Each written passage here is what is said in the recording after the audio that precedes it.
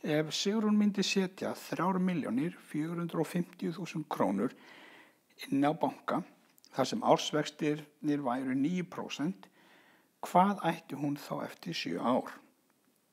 Það stendur hérna námynduð svar í heila tölu, enga aukastafi.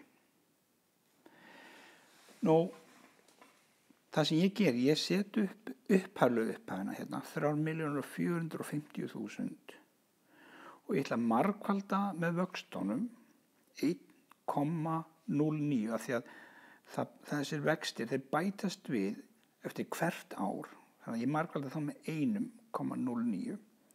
Þetta eru vextirnir. Og veldið hérna er 7 sem táknar þá tíman, það er að segja árin sem við erum með þennan pening inn í banka. Út úr því á ég að fá framtíðarverðið. Ég reikna þá 3.450.000 sinnum 1,09 í 7. veldi, eða ég reikna þetta fyrst og fæ út 1,828039 og fullt af öðrum aukastöðum og margfalda það síðan við 3.450.000. Þá ætti ég að fá tölu sem er eitthvað nálægt þessari tölu, 6.306.734 krónur og 97 aura.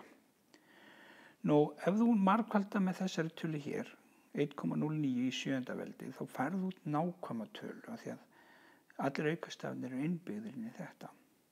Ef þú hins vegar breytir þessari tölu í 1,828039 og sleppir einhverjum aukastöðum, þá myndast skekkja í svarinu, þá verður það pínu skakt. En af því að ég á að skila þessu svari án aukastafa, bara sem heil tala, þá myndi ég nú hækka þessar 4 krónur í 5. Þannig að lokasvari mitt gæti verið, eða ætti að vera, samkvæmt þessu, 6.306.735 krónur. Ég segi hérna athugaðu, best er að margfalda með 1,09 í 7. veldi, því þá verður svarið miklu nákvæmara.